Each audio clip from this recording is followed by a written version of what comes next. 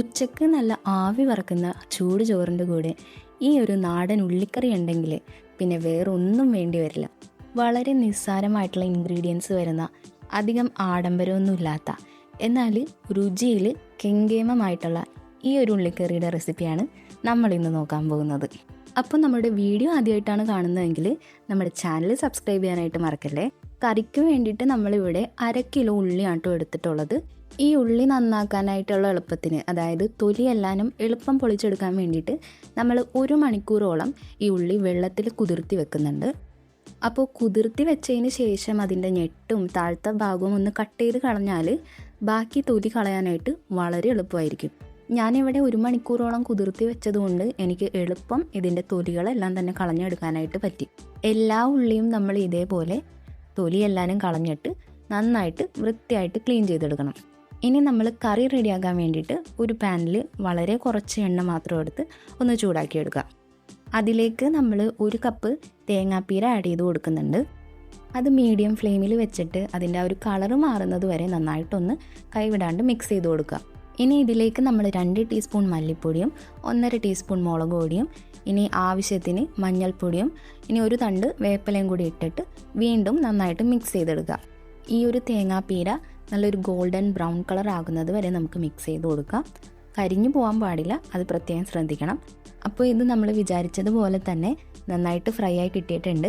അപ്പോൾ ഇനി ഇത് മിക്സിയുടെ ജാറിലോട്ട് മാറ്റിയിട്ട് നമുക്ക് നന്നായിട്ടൊന്ന് അടിച്ചെടുക്കണം. ഈ ഉള്ളിക്കറിയുടെ ഒരു പ്രത്യേകത നമ്മളുടെ ഈ തേങ്ങാപ്പീര തന്നെയാണ്. പക്ഷെ നിങ്ങൾക്ക് വേണമെന്നുണ്ടെങ്കിൽ ഈ തേങ്ങാപ്പീര ഇല്ലാതെയാണെന്നുണ്ടെങ്കിൽ ഉള്ളിക്കറി വെക്കാം കേട്ടോ. പക്ഷേ ഞാൻ കൂടുതലും ഈ ഒരു റെസിപ്പി തന്നെയാണ് കേട്ടോ പ്രിഫർ ചെയ്യുന്നത്. അപ്പോൾ ഇതിൽ എണ്ണയൊക്കെ വരുന്ന രീതിയിൽ നല്ലൊരു പേസ്റ്റായിട്ട് ഗ്രൈൻഡ് ചെയ്ത് കിട്ടിയിട്ടുണ്ട്. മൺചട്ടിയിലാണ് നമ്മളിത് ചെയ്യുന്നത്. അപ്പോൾ എണ്ണ ചൂടാക്കിയിട്ട് അതിൽ കടുക് പൊട്ടിച്ചെടുക്കാം.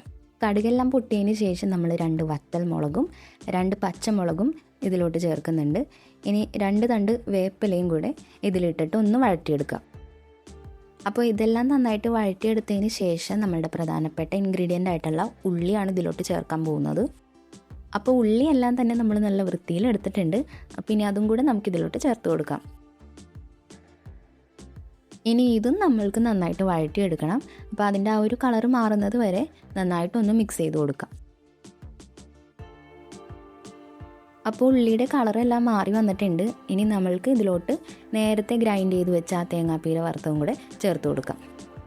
അതേ മിക്സിയിൽ തന്നെ കുറച്ച് വെള്ളവും കൂടെ ചേർത്തിട്ട് നമുക്ക് ഈ ഒരു ചട്ടിയിലോട്ട് ഇട്ട് കൊടുക്കാം. ഇതിലേക്ക് നമ്മളൊരു 2 ടേബിൾ സ്പൂണോളം അളവ് വരുന്ന പുളിവെള്ളം ആഡ് ചെയ്യുന്നുണ്ട്. പിന്നെ ആവശ്യത്തിന് ഉപ്പും കൂടെ ഇട്ടിട്ട് നന്നായിട്ടൊന്ന് മിക്സ് ചെയ്ത് കൊടുക്കാം. കറിക്ക് വേറെ ഒന്നും കിട്ടിയില്ല എന്നുണ്ടെങ്കിൽ നിങ്ങൾ ഇതേപോലെ ഉള്ളിക്കറി വെക്കുകയാണെന്നുണ്ടെങ്കിൽ പിന്നെ ചോറ് കാലിയാകുന്നത് അറിയില്ല. നന്നായിട്ടൊന്ന് ഇളക്കി യോജിപ്പിച്ചതിന് ശേഷം നമ്മൾ 1 ടേബിൾ സ്പൂൺ ശർക്കര ഉരുക്കിയതും കൂടെ ചേർത്ത് കൊടുക്കുന്നുണ്ട്. അപ്പോൾ ഇതെല്ലാം നന്നായിട്ട് മിക്സ് ആയതിന് ശേഷം നമുക്ക് തനി നാടൻ ഉള്ളിക്കറി റെഡിയായി കിട്ടും. ഇത് കുറച്ച് നേരം ഒന്ന് ഇരുന്ന് കഴിയുമ്പോഴത്തേക്കും ഇതിൻ്റെ കളറും വ്യത്യാസം വരും കേട്ടോ. നല്ലൊരു ഡാർക്ക് കളറായിട്ട് കിട്ടും. അത് മാത്രമല്ല അതിൻ്റെ രുചിയും കൂടെ കൂടും. അപ്പോൾ ഇത് ഏറ്റവും സിമ്പിളും ആർക്കും ഉണ്ടാക്കാനായിട്ട് പറ്റുന്നൊരു അടിപൊളി കറിയാണ്. അപ്പോൾ നിങ്ങൾ എന്തായാലും ട്രൈ ചെയ്ത് നോക്കൂലേ. റെസിപ്പി ഇഷ്ടപ്പെട്ടാൽ ലൈക്കും ഷെയറും സബ്സ്ക്രൈബും ചെയ്യാനായിട്ട് മറക്കല്ലേ കേട്ടോ.